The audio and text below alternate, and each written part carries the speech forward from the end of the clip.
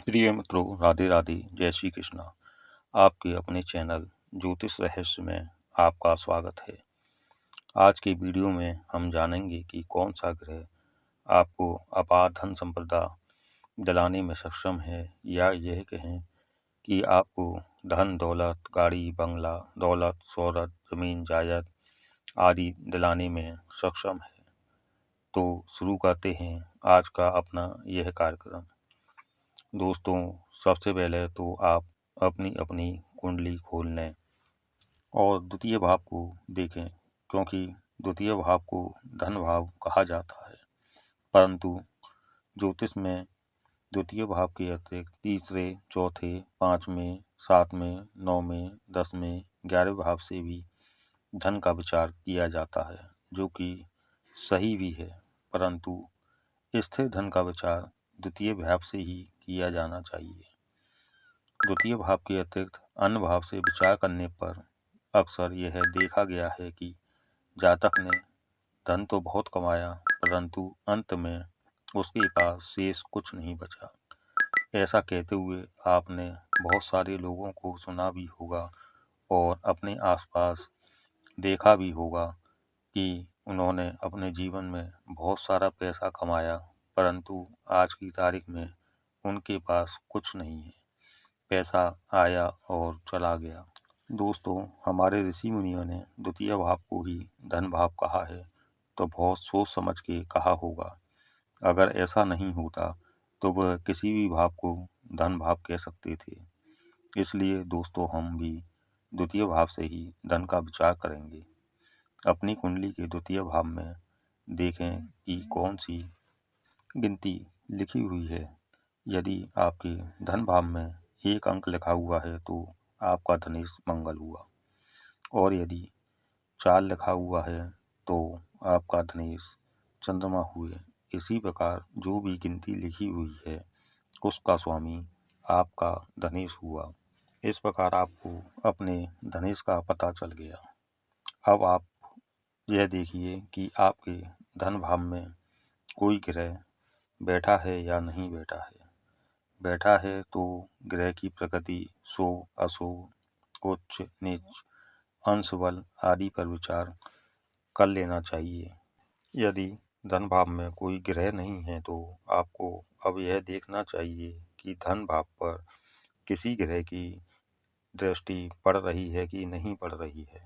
यदि किसी ग्रह की दृष्टि पड़ रही है तो उस ग्रह की प्रकृति शुभ, अशुभ, अंश बल आदि पर भी विचार कर लेना चाहिए।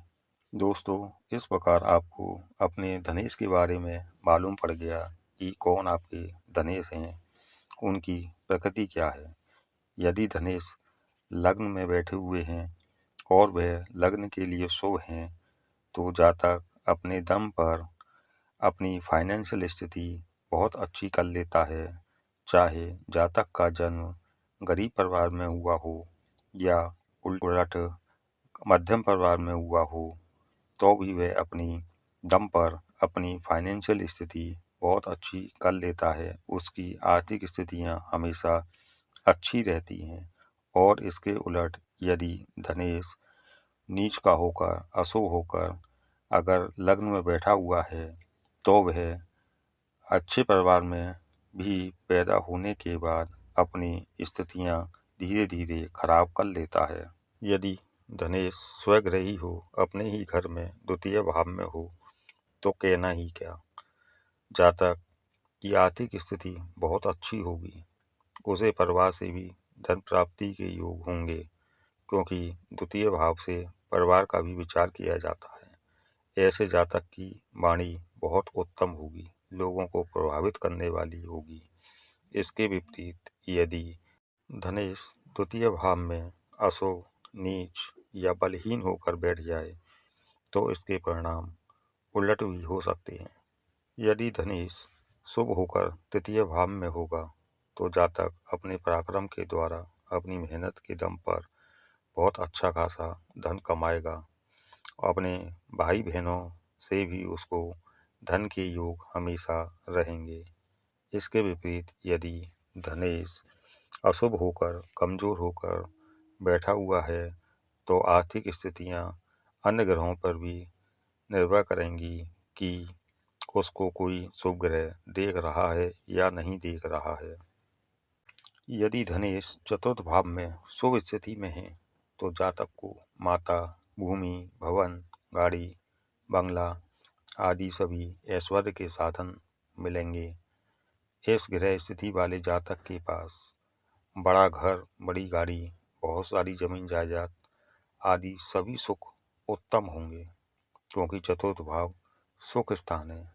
इसके विपरीत यदि धनेश यहाँ शत्रु राशि या नीच का होकर या बलविहीन होकर बैठे हुए हैं तो परिणाम इसके विपरीत होंगे। यदि पंचम भाव में शुभ धनेश बैठे हुए हैं तो जातक अपनी बुद्धि के बल पर, या यह कहो कि जातक कुछ ऐसा नया क्रिएटिव काम करता है जो अभी तक किसी ने नहीं किया हो, उसके दम पर वह अत्यधिक धन अर्जित करता है। 6, 8, 12 भाव ज्योतिष में पाप स्थान माने गए हैं।